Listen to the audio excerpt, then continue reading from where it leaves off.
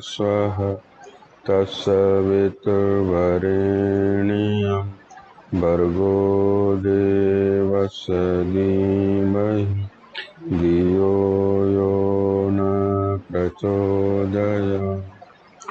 ॐ भूर्भुवः स्वः तत्सवितुर्वरेण्यं भर्गो देवस्य धीमहि धियो यो न प्रचोदयात्।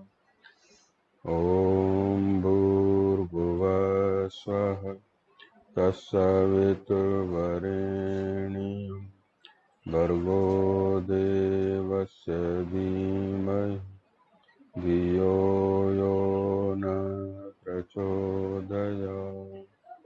ॐ शान्ति शान्ति शान्ति।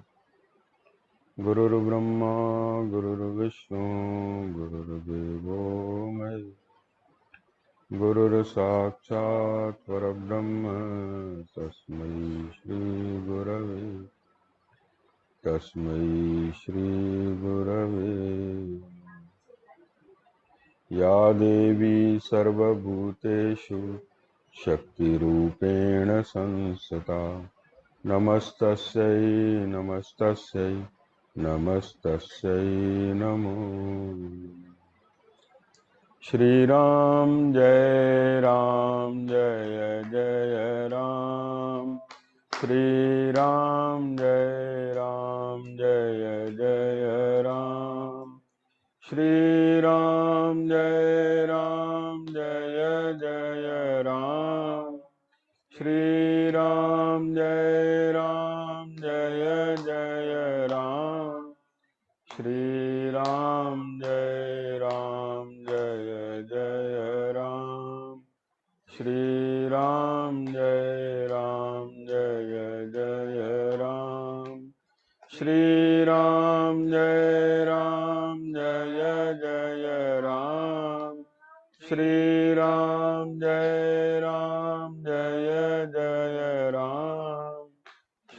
श्रीराम जय जय राम श्रीराम जय जय राम श्रीराम जय जय राम श्रीराम जय जय राम श्रीराम जय जय राम श्रीराम जय जय राम श्रीराम जय जय। प्रेम से बोलिए सियावर रामचंद्र भगवान की जय। पवन सुत हनुमान की। हर हर महादेव। ये दरवाजा बंद कर दो।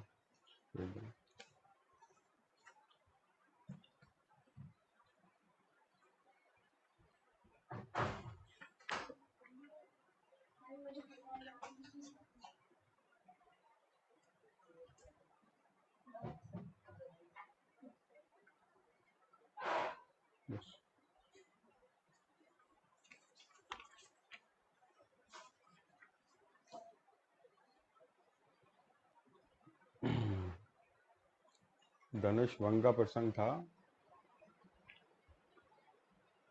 राजा राम भगवान ने जब धनुष पे प्रत्यंचा चढ़ाई, धनुष भंग हो गया, तो हजारों आदमियों की दृष्टि उन पे लगी हुई थी। देखो वाल्मीकि रामायण जो है एक मूल रचना है जिसके आधार पे अनेक रामायणों की रचना हो गई। जैसे यहाँ पर वाल्मीकि जी ने ये लिख दिया कि हजारों मनुष्यों की दृष्टि उन पर लगी हुई थी। इस एक शब्द को लेकर तुलसीदास जी ने हजारों मनुष्यों के मन में क्या क्या भाव थे, उनकी बैठने की व्यवस्था और कौन कौन लोग आए, ये एक उसमें प्रसंग खड़ा कर दिया। जाकी रही भावना जैसी प्रभु मूरत देखी तन कैसी। इसमें मूल एक लाइन एक आधार दे देती है कि इसके आधार पे ये सब होता है। क्योंकि सब कुछ लिखा जाएगा तो वो बहुत विशाल रामायण हो जाएगी। जैसे एक आधार एक हेडिंग दे देते हैं, फिर उसका विस्तार होता है, तो अनेक रामायणों की रचना हो गई। आप देखोगे इसमें कई कई शब्द बड़े संक्षिप्त रूप में आए हैं, है ना। उसके आधार पे अपने अपने भाव सभी ने व्यक्त किए हैं, है ना। अनेक रामायणों की रचना हो गई। जब धनुष भंग हुआ तो राजा जनक के हृदय का भाव जो है ना, जो था कि ये राम ही जो है, इन्हीं को मैं अपनी कन्या सीता अर्पित करूं। ये धनुष जो है इसके चर्चे थे उस समय, जैसे पूरे विश्व में इसके चर्चे थे। भाई ऐसा धनुष है, कोई वीर होता था तो उससे कहते थे भाई वो शिव जी का धनुष हिला के दिखा। ऐसे चर्चे थे उस समय। तो वो जब राम भगवान वहां पर पहुंचते हैं तो देखो श्री राम जी का जो विवाह है उसमें आप देखो ये किस तरह का विवाह है। एक ब्राह्म विवाह होता है, कई तरह के विवाह होते हैं। ब्राह्म विवाह होता है, गंधर्व विवाह होता है, जैसे जैसे लव मैरिज भी कहते हो तुम। तो आप देखो, अगर गौर से देखो तो सारे विवाह इसमें आ जाते हैं। ब्राह्म विवाह होता है कि जैसे बड़ों की सम्मति से, बड़े जिसमें राजी होते हैं बातचीत के द्वारा, वो सर्वश्रेष्ठ माना जाता है। तो राजा जनक ने जब पहली बार राम भगवान को देखा था विश्वामित्र जी के साथ, तो वो तो देह की सुध बुध भूल बैठे। वो उनके रूप सौंदर्य को देखकर ऐसे मग्न हो गए कि उनके मन में पता नहीं क्या क्या भाव चल रहे होंगे उस समय, कि ये धनुष की प्रतिज्ञा भी अगर एक तरफ हो जाए, मैं तो राम को ही सीता दे दूं अपनी। आप देखो ब्राह्म विवाह का इसमें जो है झलक मिलती है। क्योंकि जब विश्वामित्र ने ये कहा था कि ये इनको धनुष दिखा दीजिए, तो जनक ने इतने से राजी नहीं हुए। बोले अगर ये धनुष भंग कर दें तो मैं अपनी सीता जो है इनके हाथ में दे दूं। और दूसरा देखो, तुलसीदास जी ने जो ये जो पूर्व रचना की है उसमें राम और सीता ने एक दूसरे को देखा है, तो वो कहते हैं ना जैसे प्यार हो जाता है हृदय से। वो एक टक देखते रह गए एक दूसरे को, बस उन्हें लगा कि यही हमारा साथ। राम भगवान भी कहते हैं ना, मेरी दृष्टि कभी भी अधर्म की तरफ नहीं जाती है, लक्ष्मण से कहते हैं। तो कोई इसमें राज है, जो सीता की तरफ मेरी दृष्टि गई, सीता के प्रति मेरा आकर्षण हुआ, सीता का भी राम के प्रति आकर्षण हुआ, तो आप उससे कह सकते हो कि लव मैरिज भी है, ब्राह्म विवाह भी है। और इसमें पराक्रम रूपी शुल्क रखा गया था, तो वो भी पूरा किया। भगवान ने अपना पराक्रम दिखाया, है ना। पहले स्वयंवर होते थे। कई तरह के विवाह की इसमें एक ही विवाह में झलक मिलती है ना। और जितने भी अयोध्या के नारी नर थे, वो मिथिला के, जब मिथिला में दोनों भाई नगर भ्रमण के लिए निकलते हैं, तो जो जैसी अवस्था में था बस उनको देखने के लिए दौड़ पड़ा। कोई जैसे छत पे बालकनी बनी होती है ना, वहां से देख रहा है, कोई दूर से देख रहा है, कोई भाग भाग के बच्चे आ रहे हैं, स्त्रियां आ रही हैं, पुरुष सब जैसी अवस्था में थे। बोले भाई अवतार राम का ये पहली बार यहाँ पर पदार्पण हुआ है, फिर कभी हो ना हो, जी भर के देख लो, जी भर के देख लो। उनके सौंदर्य को सब जी भर के देख रहे हैं, है ना। तो पूरी मिथिला नगरी उस समय प्रेममयी हो गई थी। अब जब धनुष भंग होता है तो राजा जनक का ये होता है कि मेरी प्रतिज्ञा पूरी हो गई, वो वचन सत्य हो गया। और दिल से उनकी चाह भी थी कि ये मेरी कन्या सीता राम को ही प्राप्त हो। तो इस प्रकार वो भी बात पूरी हो गई, और अपनी प्रतिज्ञा से भी वो पार हो गए। तो वो अपने दूतों से विश्वामित्र की आज्ञा लेते हैं, कहते हैं मैं अपने दूतों को अयोध्या भेजकर महाराज दशरथ को, कौशल्या को, मंत्रियों को, और जो ब्राह्मण लोग हैं उन सबको बुलाना चाहता हूँ। तो आपकी सम्मति हो। तो विश्वामित्र ने उनको सम्मति दी है, आज्ञा दी है। इसके बाद का प्रसंग। राजा जनक की आज्ञा पाकर उनके दूत अयोध्या के लिए प्रस्थित हुए। रास्ते में वाहनों के थक जाने के कारण 3 रात विश्राम करके चौथे दिन वे अयोध्यापुरी पहुंचे। मिथिला नगरी से अयोध्यापुरी पहुंचने में 4 दिन लगते हैं। जब बारात जाती है ना राजा दशरथ की, तब भी उनको 4 दिन लगे, और बीच में विश्राम देते हैं ना हम। पहले तो रथ कारें वगैरह तो थी नहीं, रथों पे जाते थे, रथों पे, और ये सब सवारियां थी, घोड़े थे, रथ थे, बैलगाड़ियां थी, इन्हीं में सामान जाता था सारा। तो वो 4 रात्रि में वहाँ अयोध्या पहुँचते हैं। पहुँचकर राजा की आज्ञा से उनका राजमहल में प्रवेश हुआ। वहां जाकर उन्होंने देवतुल्य तेजस्वी बूढ़े महाराज दशरथ का दर्शन किया। उन सभी दूतों ने हाथ जोड़कर निर्भय हो राजा से मधुर वाणी से यह विनय युक्त बात कही, महाराज, मिथिलापति राजा जनक ने अग्निहोत्र की अग्नि को सामने रखकर स्नेह युक्त मधुर वाणी में सेवकों सहित आपका तथा आपके उपाध्याय और पुरोहितों का बारंबार कुशल मंगल पूछा है। अब राजा जनक का संदेश उनको कहते हैं। पहले तो कुशल मंगल पूछते हैं। बोले राजा जनक ने आपका, आपके मंत्रियों का, आपके राज्य का कुशल मंगल पूछा है। ये शिष्टाचार होता है, जैसे कोई मेहमान आता है तो उसका हम पहले कुशल मंगल पूछते हैं, है ना, कि भाई सफ़र में कोई परेशानी तो नहीं हुई, सब ठीक ठाक है, सब ठीक, मतलब कुशलता से है, इस प्रकार कुशल मंगल पूछता है। अब उसका इस प्रकार व्यग्रता रहित कुशल पूछकर मिथिलापति विदेहराज ने महर्षि विश्वामित्र की आज्ञा से आपको यह संदेश दिया है। राजन, आपको मेरी पहली की हुई प्रतिज्ञा का हाल मालूम होगा। मैंने अपनी पुत्री के विवाह के लिए पराक्रम का ही शुल्क नियत किया था। उसे सुनकर कितने ही राजा अमर्ष में भरे हुए आए, किंतु यहाँ पराक्रमहीन सिद्ध हुए और विमुख होकर घर लौट गए। इससे देखो ये पता चलता है कि राजा जनक और दशरथ की मित्रता रही होगी। इसमें राजा जनक के संदेश से ये प्रकट होता है। वो कहते हैं कि राजा जनक ने ऐसा कहा है कि आपको मेरी प्रतिज्ञा का हाल मालूम होगा। कितने ही राजा यहाँ आए थे, अमर्ष में भरकर आए थे, लेकिन पराक्रमहीन सिद्ध हुए और यहाँ से लौट गए।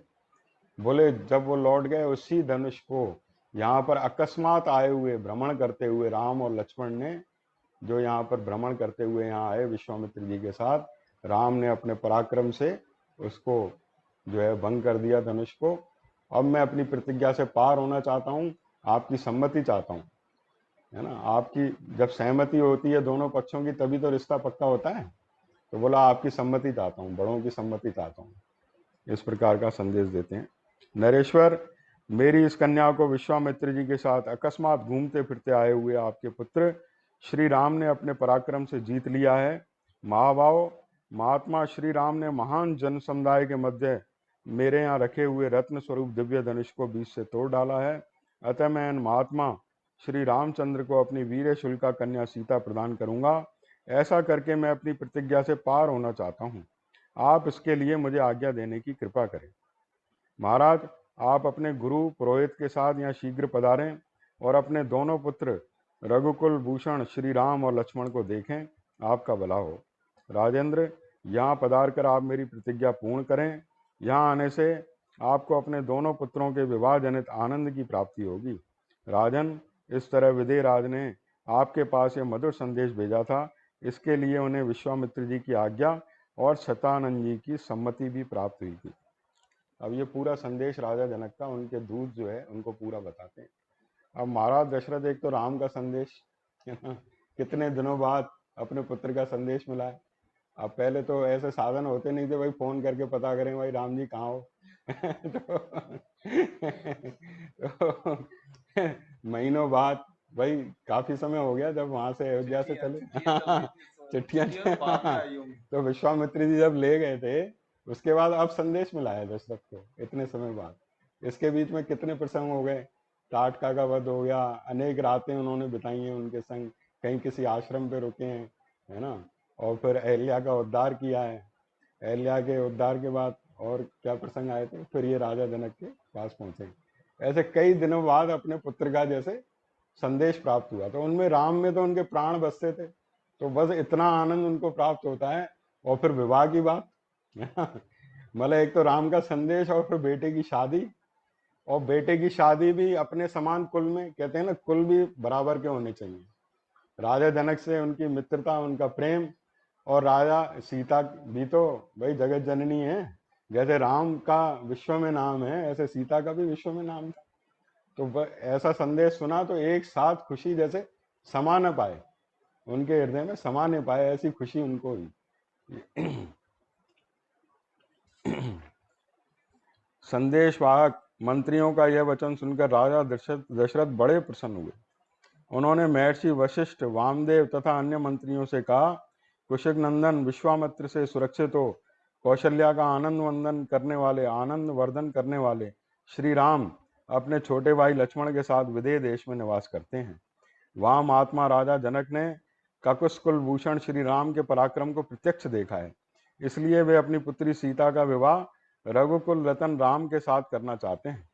अब वो अपने सभी मंत्रियों को, अपने जो पहले तो जो बूढ़े ब्राह्मण होते थे, वशिष्ठ आदि, वामदेव, मतलब बड़े ज्ञानी महात्मा थे उनके दरबार में, तो उन सबको बुलाते हैं, पूरा संदेश देते हैं कि भाई वो तो राम लक्ष्मण जो है विदेह देश में है, इस समय राजा जनक से सुरक्षित हैं, राजा जनक के पास हैं, और विश्वामित्र से सुरक्षित हो वहां पर पहुंचे। और राजा जनक, महात्मा शब्द आता है, राजा जनक के लिए महात्मा शब्द आया है, महात्मा शब्द राम के लिए भी आया है ना। राजा जनक तो महात्मा थे, विदेह थे, और उनकी ज्ञान में अखंड स्थिति थी। ऐसी हमने कई कथाएं पढ़ी हैं। यानी गृहस्थ जीवन में रहते हुए भी परम ज्ञान में स्थिति, ब्रह्मनिष्ठा होना, ये बहुत कठिन बात है। वो राजा जनक में प्रत्यक्ष देखी जाती थी। सुखदेव जी भी उनसे ज्ञान प्राप्त करने के लिए गए थे। सुखदेव जी जो परम विरक्त हैं, श्रीमद् भागवत के वक्ता हैं, वो भी राजा जनक से ज्ञान प्राप्त करने गए थे। ऐसे राजा जनक के लिए महात्मा शब्द तो आएगा ही। तो बोले महात्मा राजा जनक अपनी पुत्री सीता का विवाह राम जी से करना चाहते हैं, आपकी सम्मति हो तो हम शीघ्र वहां चलें। तो वशिष्ठ आदि ये जितने भी ब्राह्मण थे, मंत्री थे, सब एक स्वर में बोलते हैं जरूर जरूर चलना चाहिए, जरूर चलना चाहिए। सबके मन में जैसे पूरी अयोध्या में खुशी छा गई हो, पूरे दरबार में खुशी, बिल्कुल चलना चाहिए, जरूर चलना चाहिए। राम जी के विवाह का प्रसंग है, वो पूरी बारात तैयार होगी। अयोध्यावासी फटाफट, अब जैसे दशरथ ने आज्ञा दे दी, कल बारात प्रस्थान करेगी, अब ज्यादा देरी नहीं लगाई। अब हम कहते हैं भाई तैयारी के लिए टाइम चाहिए, बोले जो तैयारी करनी है एक दिन में कर लो। कपड़े वपड़े जैसे हैं सिलवाने हैं, एक दिन में कर लो। तो वो तो सब मन में था, उमंग थी। अब सबने अपनी पेटियां टटोली, किसी ने नई ड्रेस निकाली, गहने निकाले, और बोले राम जी के विवाह में जाएंगे। पूरी बारात तैयार हो गई। बारात क्या तैयार हो गई, पूरी अयोध्या ही तैयार हो गई। तो किसी ना कार्ड छापने की जरूरत, ना निमंत्रण देने की जरूरत। भाई राम जी की शादी है, तो बिना कार्ड के ही सब पहुंचने लगे, भाई जितना हो सके। और तैयारी हो गई, पूरी बारात तैयार हो गई। महाराज दशरथ के सभी मंत्री समस्त सद्गुणों से संपन्न थे। यह सुनकर समस्त महर्षियों सहित मंत्रियों ने बहुत अच्छा कहकर एक स्वर से चलने की सम्मति दी। राजा बड़े प्रसन्न हुए और मंत्रियों से बोले, कल सवेरे ही यात्रा कर देनी चाहिए।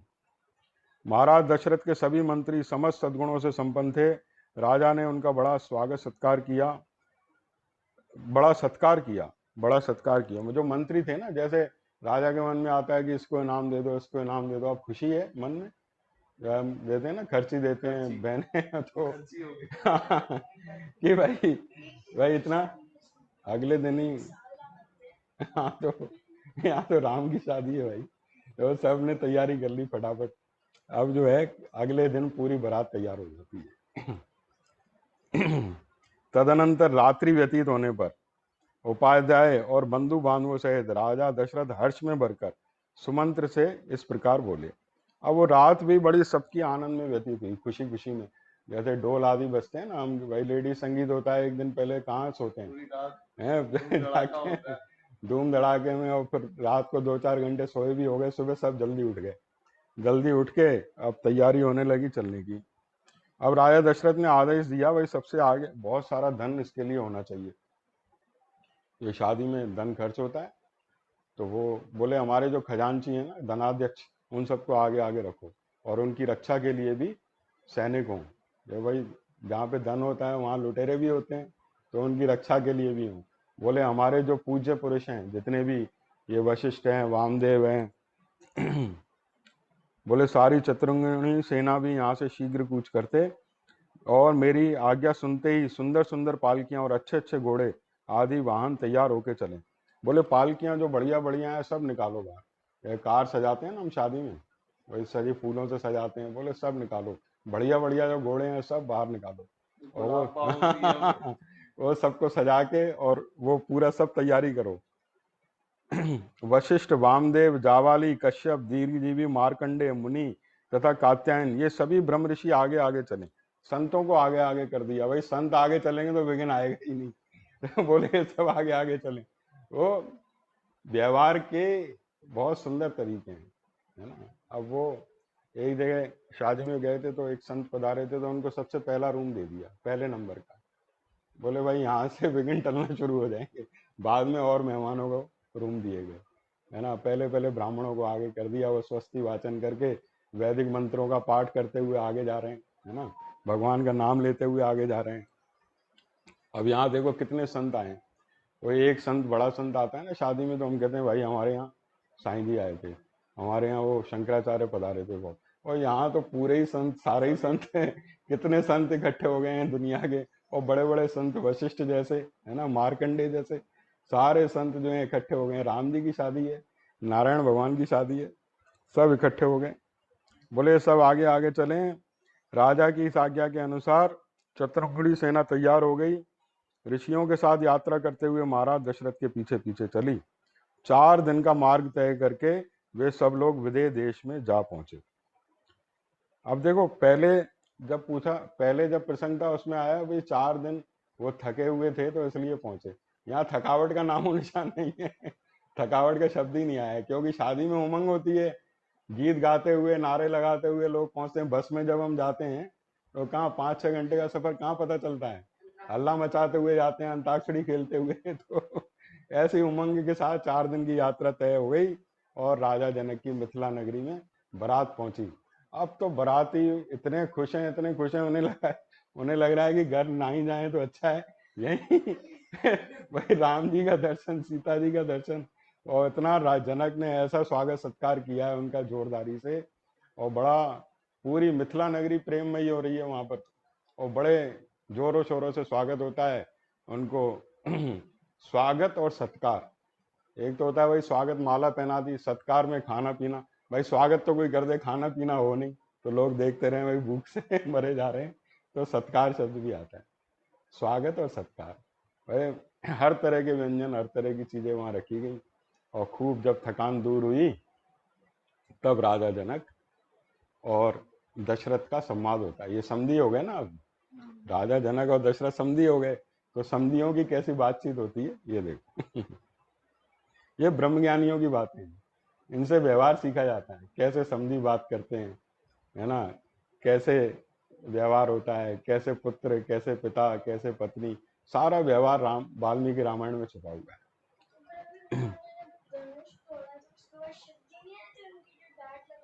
शिव जी तो चाहते थे धनुष टूट जाए, राम जी का विवाह हो जाए। वो परशुराम थे, वो अभी आएंगे। वो आएंगे अभी, आगे आएगा। हाँ, अभी सुनते जाओ। हाँ, परशुराम जी आएंगे अभी। अभी तो थोड़ी खुशी मनाने दो उनको। अभी तो थोड़ी खुशी मनाने दो। हाँ, चल।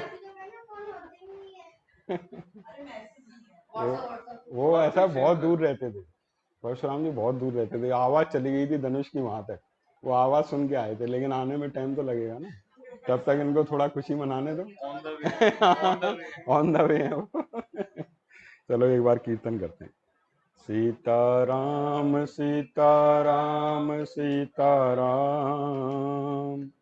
सीताराम सीताराम सीताराम, राजा राम राजा राम राजा राम, सीताराम सीताराम सीताराम, राजा राम राजा राम राजा राम, सीताराम सीताराम सीताराम, राजा राम राजा राम राजा राम, सीताराम सीताराम सीताराम, राजा राम राजा राम राजा राम, सीताराम सीताराम सीताराम, राजा राम राजा राम राजा राम, सीताराम सीताराम सीताराम, राजा राम राजा राम राजा राम, सीताराम सीताराम सीताराम। प्रेम से बोलिए सियावर रामचंद्र भगवान की जय। राजाओं में श्रेष्ठ मिथिला नरेश ने आनंद मग्न हुए पुरुष प्रवर राजा दशरथ से कहा, नरश्रेष्ठ रघुनंदन, आपका स्वागत है। मेरे बड़े भाग्य जो आप यहाँ पधारे। आया आनंद मग्न हुए राजा दशरथ, आनंद में मग्न है, उनको सब कुछ ही अच्छा लग रहा है आज बोले है ना, आनंद में मग्न है। तो राजा जनक ने कहा, आप यहाँ अपने दोनों पुत्रों की प्रीति प्राप्त करोगे जो उन्होंने अपने पराक्रम से जीत कर पाई है। महातेजस्वी भगवान वशिष्ठ मुनि ने भी हमारे सौभाग्य से ही यहाँ पदार्पण किया है। ये इन सभी श्रेष्ठ ब्राह्मणों के साथ वैसे ही शोभा पा रहे हैं जैसे देवताओं के साथ इंद्र सुशोभित होते हैं। देखो, जैसे विश्वामित्र पूजनीय थे ऐसे वशिष्ठ मुनि भी पूजनीय थे, है ना। ये सभी मुनि पूजनीय थे। वशिष्ठ जी का भी बड़ा ब्रह्मनिष्ठा जो है बिल्कुल अखंड ब्रह्मनिष्ठा रहती थी। विश्वामित्र ने उनके पुत्रों का नाश कर दिया था, तब भी उनकी वो ब्रह्मनिष्ठा से विचलित नहीं हुए थे। ऐसा जो योग वशिष्ठ के वक्ता हैं और भगवान राम के गुरु रूप में, है ना। तो बोले, ये मेरा सौभाग्य है जो वशिष्ठ मुनि भी यहाँ पर आए हैं। सौभाग्य से आज मेरी सारी विघ्न बाधाएं पराजित हो गई। रघुकुल के महापुरुष महान बल, देखो जनक जैसा महात्मा भी, राजा भी ये कह रहा है, आज मेरी सब विघ्न बाधाएं पराजित हो गई। क्योंकि ये भी कभी कभी चिंतन करते होंगे कि ये विघ्न आ रही है, बाधा हो रही है, बेटी का विवाह नहीं हो रहा है। तो ये बड़े बड़े महापुरुषों के जीवन में भी ये प्रकृति का खेल ही ऐसा है ना। देखो, तुलसी कृत रामायण में तो ये है कि जब कोई धनुष नहीं तोड़ सका तो राजा जनक निराश हो गए थे। निराशा में आकर उन्होंने बड़े शब्द बोले कि ये धरती वीरों से खाली है, ये मेरी प्रतिज्ञा तो खाली रह गई। तब लक्ष्मण वहाँ खड़े हुए हैं कि बोले, ऐसी बातें आप कैसी करते हो, जहाँ पर राम बैठे हुए ऐसी बातें करना शोभा नहीं देता है, रघुकुल के वीर बैठे हो। तो राजा जनक मन में भी ये सब बातें, गृहस्थ जीवन है ना, व्यथा देता है, ऐसे कई बातें आती, लेकिन वो ज्ञानी थे। तो ज्ञानी जो है उस बात को बाधित देखता है। बाधित माने स्वप्नवत देखता है। ये देखता है कि आई है चली जाएंगी, आई है चली जाएंगी, है ना। जैसे सुख नहीं रहता दुख भी नहीं रहता है, जैसे दिन नहीं रहता है रात भी नहीं रहती है ना। तो इसलिए वो सम रहता है, लेकिन एक छाया रूप में उस पर असर तो प्रभावित करती हैं, उसे प्रभावित इतना ही करती हैं छाया की तरह ही, और वो जीवन मुक्ति में रहता है ना। ये सब बातें अभी भगवान राम के जीवन में भी जब सीता का हरण होता है, ये सब बातें हम देखेंगे। लेकिन वो ज्ञानी जो है अपने को संभाल लेता है। ज्ञानी में धीरज होता है, अपार धीरज होता है। सुख दुख लाभ हानि जय पराजय में सम होता है। राजा जनक कहते हैं, आज मेरी सारी विघ्न बाधाएं पराजित हो गई।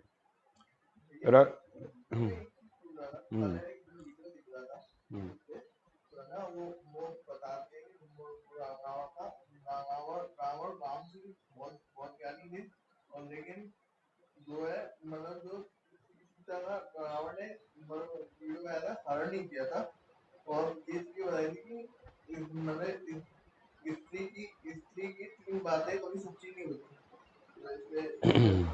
प्रसंग आएगा उसमें रावण ने हरण नहीं किया था। अब वो जब हरण का प्रसंग आएगा ना तब सोचेंगे, अभी तो शादी का आनंद मनाओ। है ना, तब बताएंगे आपको। अभी हरण की बातें क्यों ले आए, है ना, आप अभी तो शादी का आनंद मनाओ। हाँ, ये आगे की बातें आगे कर लेंगे, है ना। तो रघुकुल के महापुरुष महान बल से संपन्न और पराक्रम में सबसे श्रेष्ठ होते हैं। इस कुल के साथ संबंध होने के कारण आज मेरे कुल का सम्मान बढ़ गया। देखो राजा जनक क्या कहते हैं, राजा दशरथ से कहते हैं भाई रघुकुल का जो रघुकुल ये बड़ा महान पवित्र कुल है। इसके जो वीर महावीर लोग होते हैं, सच्चे होते हैं, धर्म पे स्थित होते हैं। आज इस कुल के साथ मेरे कुल का संबंध हुआ है तो मेरे कुल का भी मान बढ़ गया। यानी सामने वाले, ये देखो समधियों की बातचीत, सामने वाले कुल को महत्व दे रहे हैं। अब हमने देखा एक जगह दो समधी बात कर रहे थे, बोले तुम बड़े भाग्यशाली हो कि हमारी लड़की तुम्हारे घर आ रही है। उल्टी उल्टी बात हो गई ना। तो वो बोले भाग्यशाली तो तुम भी होगी, इससे तुम्हें ऐसा दामाद मिल रहा है। तो काट छाट हो गई, ये उल्टी बातें हो गई। देखो यहाँ पर बातचीत का तरीका है कि राजा जनक अपने को मान नहीं दे रहे, दशरथ को मान दे रहे हैं, भाई आपका कुल बड़ा महान है।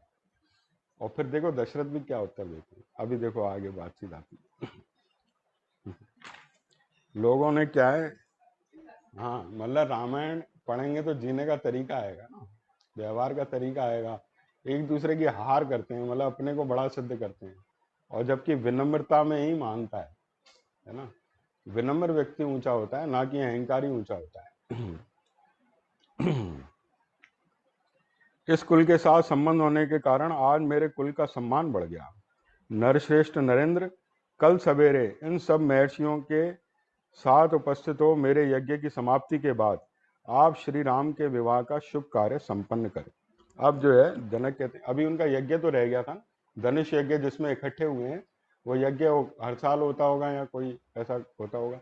तो बोले वो यज्ञ संपन्न होने के बाद आप श्री राम के विवाह का कार्य आगे संपन्न करना। तो राजा दशरथ कहते हैं कि भाई आप दाता हो, हम लेने वाले हैं, तो आप जैसा कहेंगे वैसा ही होगा। बोले मैंने सुना है कि जो, हाँ ये इसमें शब्द ही पढ़ लेते हैं। धर्मज्ञ, मैंने पहले यह सुन रखा है कि प्रतिग्रह दाता के अधीन होता है, अतः आप जैसा कहेंगे हम वैसा ही करेंगे। सत्यवादी दशरथ, राजा दशरथ का वह धर्मानुकूल तथा यशोवर्धक वचन सुनकर विदेहराज जनक को बड़ा विस्मय हुआ। बोले आप दाता हो, हम लेने वाले हैं। जो कन्यादान करता है उसको उन्होंने मान दे दिया, उसको बड़ा कर दिया, भाई कन्या हम तो लेने वाले हैं ना। अब वो आजकल कहते हैं लड़के वालों के नखरे ऐसे होते हैं कि भाई हम हमारा बेटा है, तो बड़ा अहंकार होता है। अब तो सब परिस्थितियां चेंज हो रही हैं, अब तो लड़कियां ही नहीं मिल रही हैं लड़कों को, तो थोड़ा अहंकार टूटा है उनका। तो ये राजा दशरथ तो बोले भाई आप दाता हैं, है ना, और हम लेने वाले हैं, तो आप जैसा कहोगे हम आपकी आज्ञा का पालन करेंगे, वैसा ही होगा। राजा जनक ने देखा इतनी विनम्रता, तो उनको बड़ा विस्मय होता है, विस्मय के साथ बड़ा आनंद भी होता है कि भाई ऐसी धर्म अनुकूल बात सुन के उनको बड़ा आनंद होता है। तो राजा दशरथ कहते हैं ठीक। अभी देखो राम मिलने नहीं आए हैं राजा दशरथ से, अब राम आते हैं विश्वामित्र जी के साथ, उनका दर्शन करते हैं।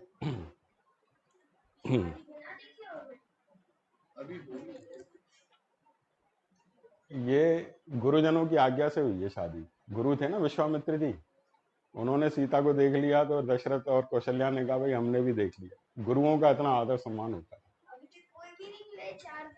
अभी सीता को किसी ने नहीं देखा है, अब सीता को देखेंगे सब। तदनंतर सभी महर्षि एक दूसरे से मिलकर बहुत प्रसन्न हुए और सबने बड़े सुख से वह रात बिताई। इधर महातेजस्वी श्री राम विश्वामित्र को आगे करके लक्ष्मण के साथ पिताजी के पास गए और उनके चरणों का स्पर्श किया। अब जो है विश्वामित्र के साथ राम और लक्ष्मण अपने पिता के पास आते हैं, उनके चरणों का स्पर्श करते हैं।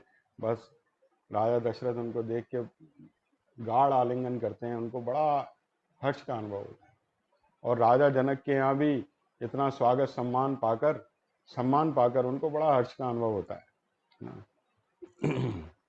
राजा दशरथ ने भी जनक के द्वारा आदर सत्कार पाकर बड़ी प्रसन्नता का अनुभव किया तथा अपने दोनों रघुकुल रत्न पुत्रों को सकुशल देखकर उन्हें अपार हर्ष हुआ। वे रात में बड़े सुख से वहां रहे। महातेजस्वी तत्वज्ञ राजा जनक ने भी धर्म के अनुसार यज्ञ कार्य संपन्न किया तथा अपनी दोनों कन्याओं के लिए मंगलाचार का संपादन करके सुख से वह रात्रि व्यतीत की। अब वो रात जो है ना बड़े चैन से सबकी बीती, बड़े सुख से बीती, बड़े आनंद में बीती। अब जो यज्ञ कार्य था राजा जनक ने पूरा किया। यज्ञ कार्य पूरा करने के बाद कन्याओं का जो मंगलाचार होता है वो पूरा किया। मंगलाचार पूरा करने के बाद तदनंतर जब सवेरा हुआ और राजा जनक महर्षियों के सहयोग से अपना यज्ञ कार्य संपन्न कर चुके, तब वे वाक्य मर्मज्ञ नरेश अपने पुरोहित शतानंद जी से इस प्रकार बोले। हाँ, अब राजा जनक जो है ना उनको अपने भाई की याद आती है। उनके भाई थे कुशध्वज, वो संकाशया नगरी में रहते थे। वो देखो ये बड़े भाई हैं राजा जनक, तो बड़े भाई हैं तो छोटे भाई बोले मैं सुख अकेला नहीं भोगूंगा, उसका भी हक है। तो अपने छोटे कहते हैं मेरा छोटा भाई है कुशध्वज, उसको बुला लाओ जल्दी, है ना। अपने दूतों को भेजते हैं, बोले ये राम सीता के विवाह का ये भी आनंद उठाएं।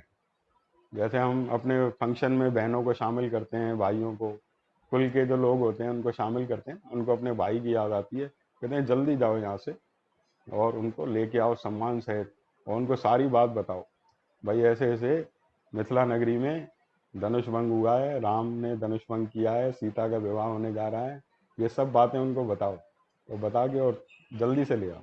और वहाँ से दूत जाते हैं और उनके संकाशा नगरी में रहते हैं और संकाशा नगरी में पहुंचकर उनको सारी बात बताते हैं और कुशध्वज भी वहाँ से जल्दी से जनक के पास आ जाते हैं, मिथिला नगरी में आ जाते हैं।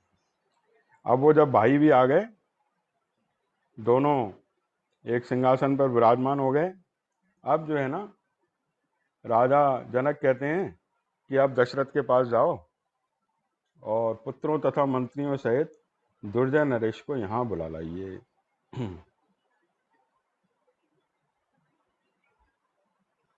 अब जो है सारी इधर जैसे कहते हैं किसी मेहमान को बुलाते हैं तो पहले अपनी तैयारी कर लेते हैं, भाई हम हो गए ठीक ठाक, अब जो है उनको बुलाइए।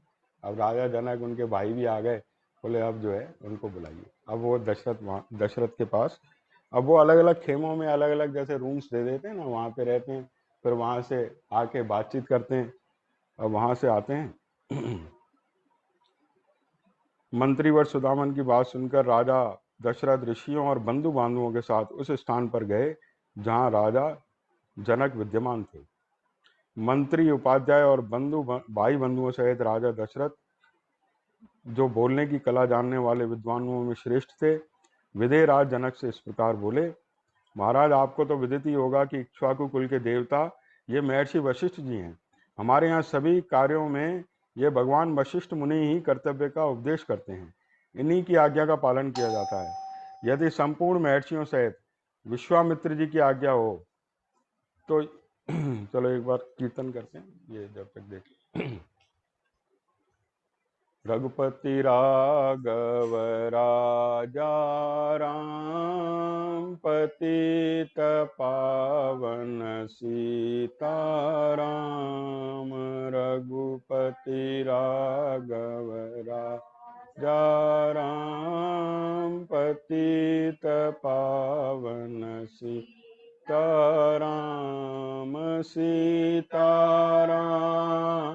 सीताराम, भज प्यारे मन सीताराम।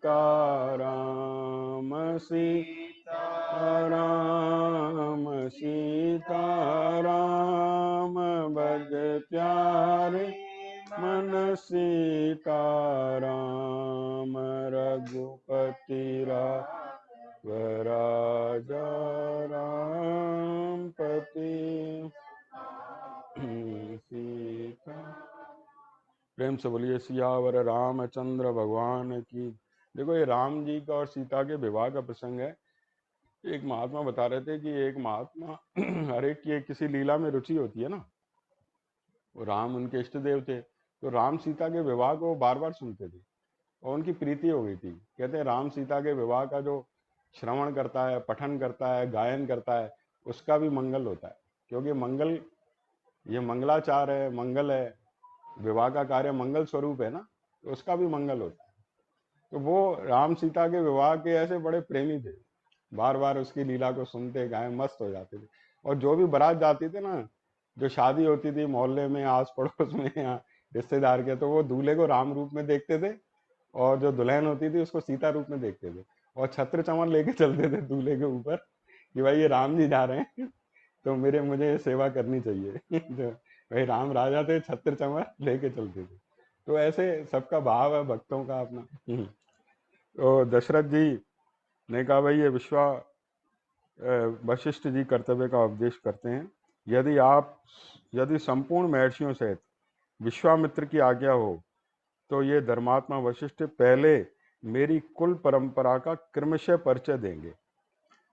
अब कुल परंपरा का परिचय देते हैं वशिष्ठ जी। कुल परंपरा कहाँ से? ब्रह्मा जी से लेकर कही गई है, यानी इतनी बड़ी कुल परंपरा वशिष्ठ जी को ज्ञात है इस कुल की, रघुकुल की। और उधर से शतानंद जी कुल परंपरा का वर्णन देते हैं, यानी कितना महान पवित्र कुल है ये। राजा सगर का हमने सुना था, राजा भगीरथ सुना था, सत्यवादी हरिश्चंद्र, ये सब राम के कुल में ही हुए, है ना। ये कुल परंपरा आप स्वाध्याय करोगे तो बहुत लंबा, 2 पेजों में इसकी कुल परंपरा ही है। फिर शतानंद जी ने राजा जनक की कुल परंपरा का, दोनों अपने कुल परंपरा बताते हैं, भाई ये हमारा कुल है, ये राजा हुए हैं। शतानंद जी महाराज जनक के जैसे मंत्री थे, जैसे इनके यहाँ विश्वामित्र हैं, वशिष्ठ हैं, ऐसे पुरोहित थे राजा जनक के यहाँ शतानंद जी। तो दोनों अपने अपने कुल परंपरा का वर्णन करते हैं। आप देखो यहाँ पर जन्म पत्री मिलाने की तो बात नहीं आई है, लेकिन कुल परंपरा की बात आई है।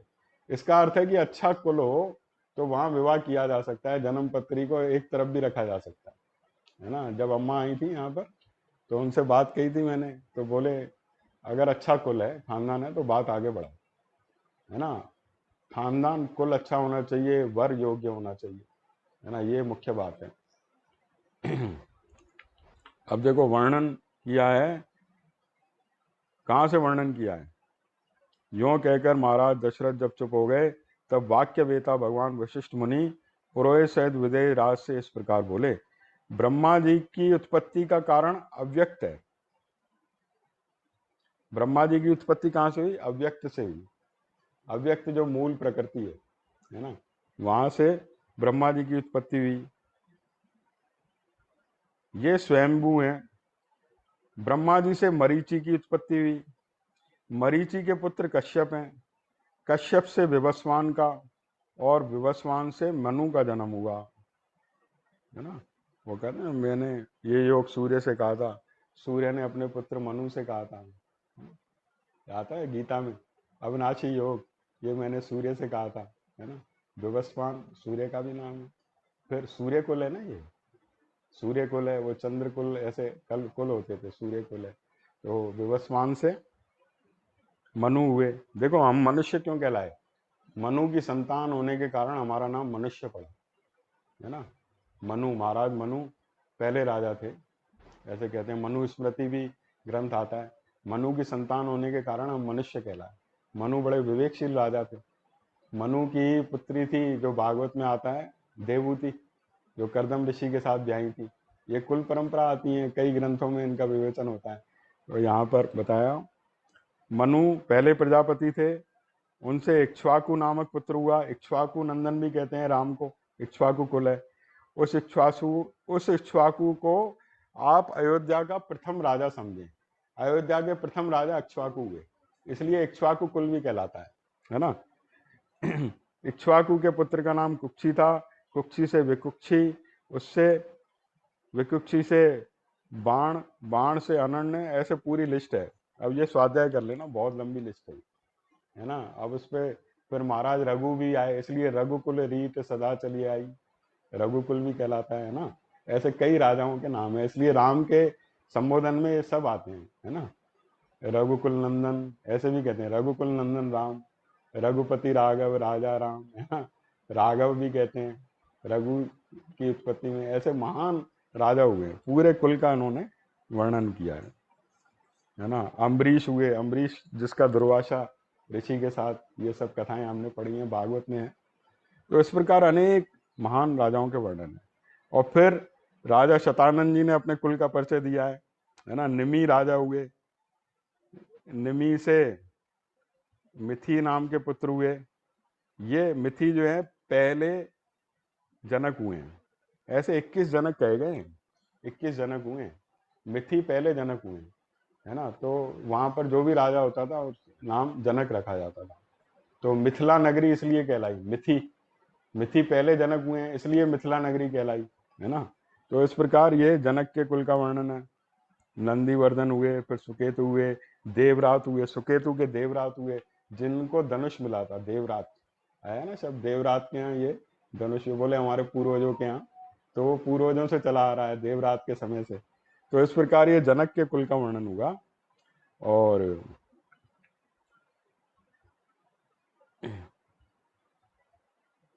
अब बोले अंत में ये ईश्वर होमा के 2 पुत्र हुए, जिनमें बड़ा तो मैं हूं और छोटा भाई कुशध्वज है ना। और राजा जनक बोले भाई मेरे पिता जो है मुझे बड़े पुत्र को राज्य पर बिठाकर और कुशध्वज का सारा भार मुझे सौंपकर वन में चले गए। अब मेरे वृद्ध पिता के स्वर्गगामी हो जाने पर अपने देवतुल्य भाई कुशध्वज को स्नेह दृष्टि से देखता हुआ मैं इस राज्य का भार धर्म के अनुसार वहन करने लगा। बोले मेरे पिता कह गए भाई अपने छोटे भाई का ख्याल रखना, तो उनसे मैं बड़ा स्नेह करता हूँ और उनसे बड़ा प्यार करता हूँ और अपना राज्य चलाता हूँ। तो इसलिए कुशध्वज से उनके प्रेम का प्रतीक यहाँ पर आया। कुछ काल के अनंतर ये, अब ये जो है कुल का वर्णन हुआ। अब जो है देखो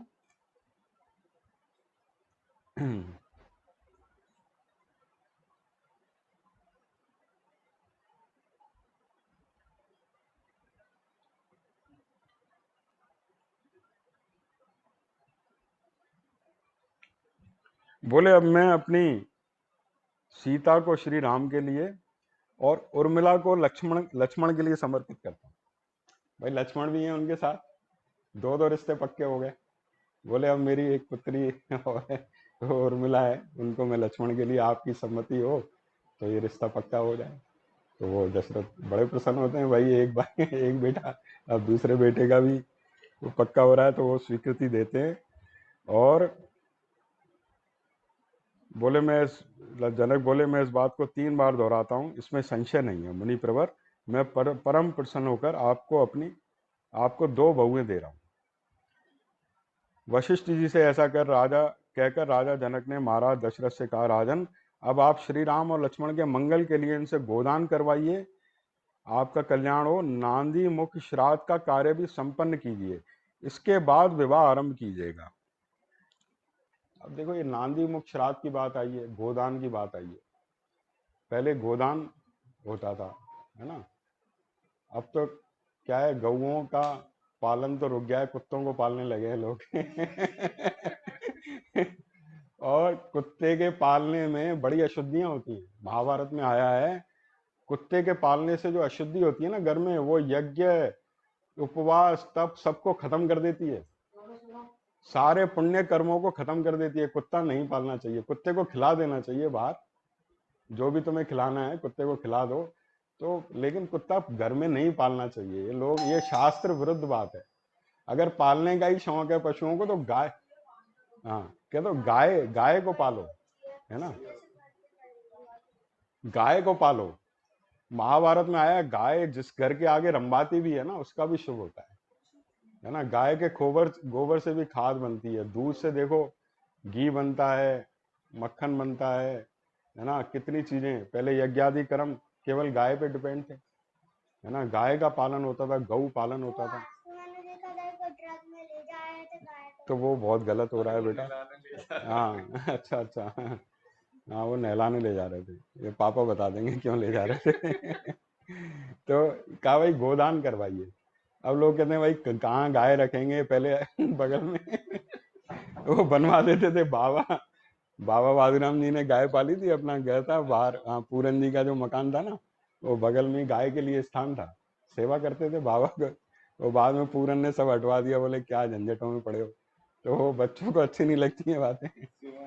तो पहले कहा भाई इनसे गोदान करवाइए और नांदी मुख श्राद्ध कराइए। देखो नांदी मुख श्राद्ध का मुझे भी नहीं मालूम था, मैंने सुना एक महात्मा से।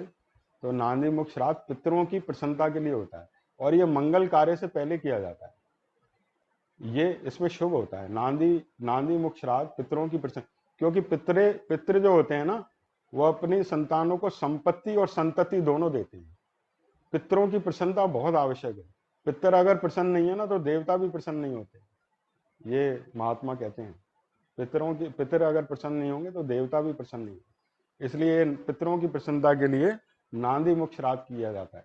तो राजा जनक ने दशरथ से कहा है ये बात, बोले अब आप श्री राम जी के शुभ अच्छे के लिए इनसे गोदान करवाइए और नांदी मुख श्राद्ध कराइए, है ना। तो अब देखो कहते हैं जैसे कोई फंक्शन शुरू होता है, शादी होता है, तो किसी मंगलाचार से करना चाहिए, भगवान के नाम से करना चाहिए, ब्राह्मण आदि को दान देना चाहिए, इसमें शुभ होता है। आप डिस्को नाइट से शुरुआत करोगे तो आगे होता है भाई लेडीज संगीत डीजे डांस से शुरुआत होती है, भाई किसी मंगल कार्य से शुरुआत कीजिए, है ना। अब शादी तो हाँ बहराना है, चौकी है, या ब्राह्मण की पूजा का कोई भी विधान हो, भगवान के नाम से शुरुआत करो तो अच्छा होता है। अब शादी तो अब अगले हफ्ते ही हो पाएगी, है ना। अब नांदी मुख श्राद्ध होता है ये पद्धति। नांदी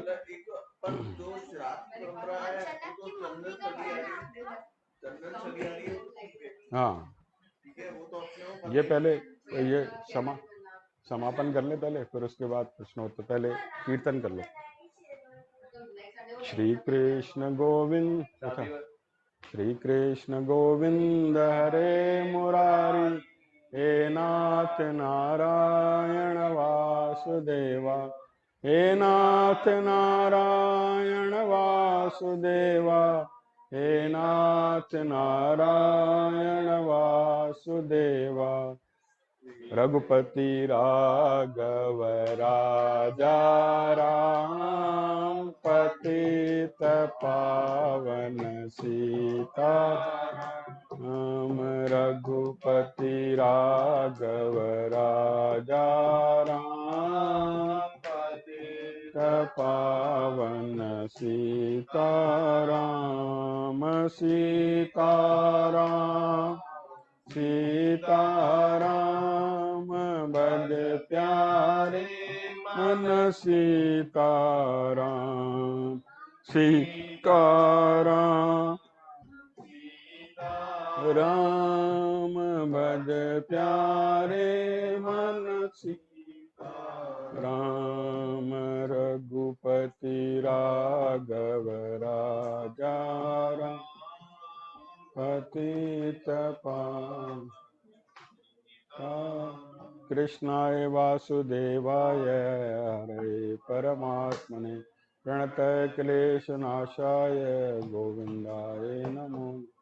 त्वमेव माता च पिता त्वमेव बन्धु च सखा त्वमेव विद्या द्रविणं त्वमेव सर्वं मम देवदेव। ओम पूर्णमद पूर्णमिदं पूर्णात् पूर्णमुदच्यते पूर्णस्य पूर्णमादाय पूर्णमेवावशिष्यते। ओम शांति शांति।